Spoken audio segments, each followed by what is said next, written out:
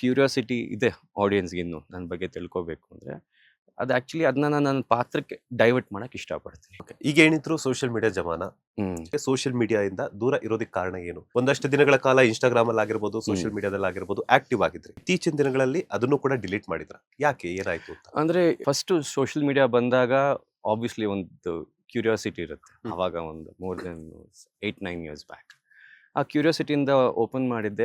ಚೆನ್ನಾಗಿತ್ತು. ಅಂದರೆ ಫೋಟೋಸ್ ಹಾಕ್ತಿದ್ದೆ. ನನಗೆ ಫೋಟೋ ಕ್ಲಿಕ್ ಮಾಡೋ ಆಸೆ ಇತ್ತು ಫೋನಲ್ಲಿ. ಸೊ ಏನೇನು ವಿಷಯಗಳು ಸಿಗುತ್ತೋ ಕ್ಲಿಕ್ ಮಾಡೋದು, ನಾನು ಕ್ಲಿಕ್ ಮಾಡ್ಕೊಳ್ಳೋದು, ಹಾಕ್ತಿದ್ದೆ. And it was very organic ಆವಾಗ. ಅಂದರೆ ಯಾವುದೇ ನಿರೀಕ್ಷೆ ಇಲ್ಲದೆ ಮಾಡ್ತಿರೋವಂಥ ಕೆಲಸ ಅದು. ಅವಾಗ ಮಾಡ್ತಿದ್ವಿ.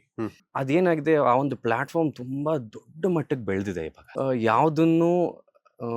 ಯಾವುದು ಆರ್ಗ್ಯಾನಿಕ್ ಆಗಿ ಆಗ್ತಿಲ್ಲ. ಎಲ್ಲನೂ ಯಾವುದೋ ಒಂದು ವಿಷಯಕ್ಕೋಸ್ಕರನೇ ಮಾಡ್ತಿದ್ದಾರೆ. ನಾನು ಟ್ರೆಂಡಿಂಗ್ ಆಗಿರಬೇಕು ಅಂತ ರೀಲ್ಸ್ ಮಾಡೋದು, ನಾನು ಟ್ರೆಂಡಿಂಗ್ ತಪ್ಪಲ್ಲ ಅದು. ಅಂದರೆ ಅದು ಅವರ ವೈಯಕ್ತಿಕ ವಿಚಾರ. ನನಗೆ ಅದು ನಂಗೆ ಮಜಾ ಕೊಡಲಿಲ್ಲ ನಾನು. ಸೊ ಆವಾಗಲೇ ಡಿಲೀಟ್ ಮಾಡಿದ್ದೆ ನಾನು. ಅದಾದಮೇಲೆ ನನ್ನ ಮದುವೆ ಆದಮೇಲೆ ನನ್ನ ವೈಫ್ ಫೋರ್ಸ್ ಮಾಡಿದ್ರು. ಅವರು ಡಿಜಿಟಲ್ ಮಾರ್ಕೆಟಿಂಗಲ್ಲಿದ್ದರು ಯಾಹೂಲಿ. ಇಲ್ಲ ಬೇಕು, ಯು ಡೂ ಇಟ್ ಅಂತ. ನಾನು ಮತ್ತೆ ಓಪನ್ ಮಾಡಿದೆ.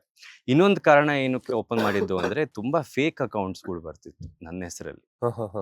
ಸೊ ಅಟ್ಲೀಸ್ಟ್ ನಂದೊಂದು ಅಫಿಷಿಯಲ್ ಅಕೌಂಟ್ ಇದ್ದರೆ ಜನಕ್ಕೆ ಗೊತ್ತಿರುತ್ತೆ, ಒಂದು ಬ್ಲೂ ಟಿಕ್ಕಲ್ಲಿ ಇರುತ್ತೆ, ಅದು ಮಾತ್ರ ಒರಿಜಿನಲ್.